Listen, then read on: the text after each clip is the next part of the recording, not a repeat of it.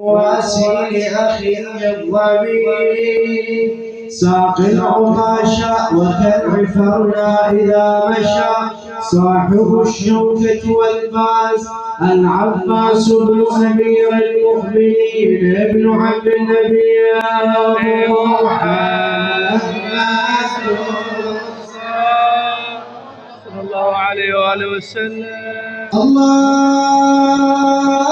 صل على محمد وآل محمد الطيبين الطاهرين. ولد في سنة 26 من الهجرة وعاش مع أبيه أمير المؤمنين عليه السلام 14 سنة ومع أخيه الحسن 24 سنة ومع أخيه الحسين 34 سنة وذلك مدة عمره الشريف. وكان يلقب بقمر بني هاشم كنا بأبي الفضل عبر بعض الحروف فلم يأذن له أبوه ابن عم النبي محمد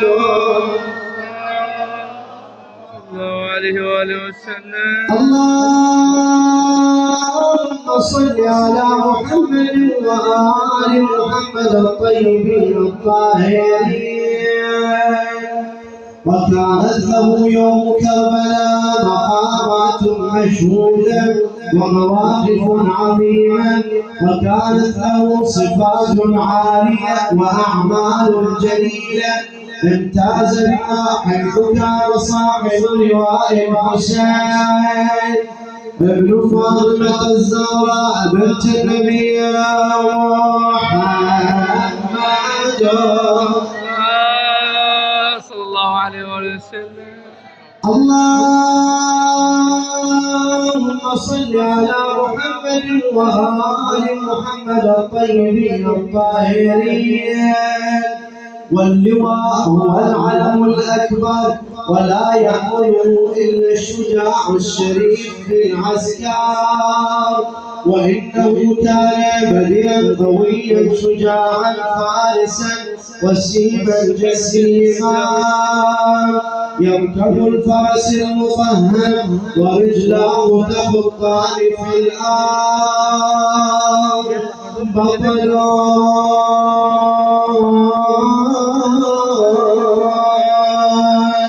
إذا ركب المطهم خلته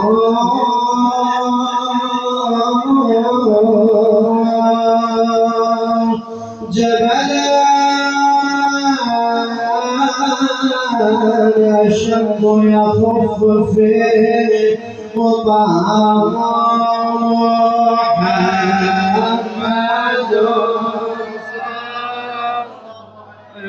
وسلم. اللهم صل على محمد وآل محمد الطيبين الطاهرين. قال أمير المؤمنين عليه السلام لأخيه عقيل وكان نسابة عارفا بأخبار العرب وأنسابهم أريد منك أن تختار لي امرأة من ذوي البيوت الرفيعة والشجاعة حتى أصيب منها ولدا ينصر ولدي الحسين في كربلاء. يا مستمعين النظام صلوا على بدر التمام محمد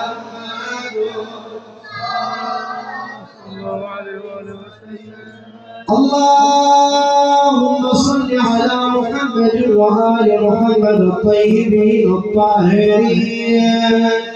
فأطرق عقيل برأسه إلى الأرض هريئا ثم رفع رأسه وقال له أين أنت عن فاطمة بنت حزام الكلابي فإنه ليس في العرب أشجع من آبائها. فذهب عقيل إلى أبيها خاطبا من فاطمة وقال جئتك خاطبا من فاطمة لأخي علي بن أبي طالب ابن عم النبي.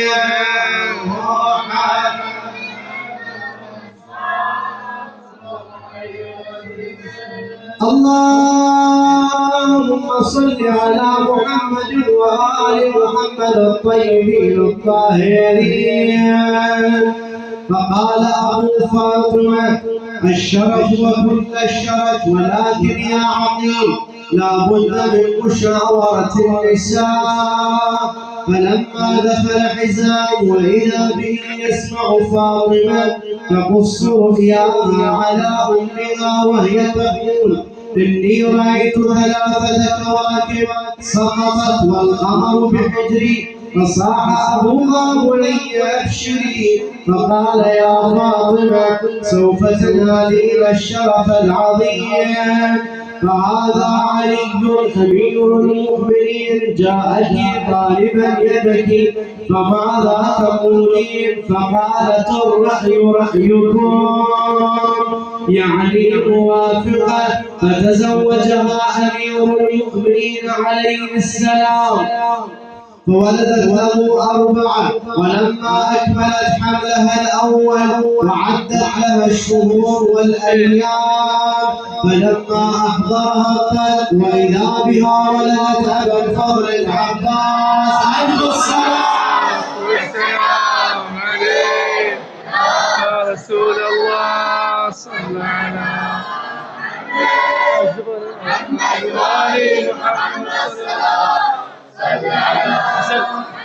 محمد ألف الصلاة والسلام عليك.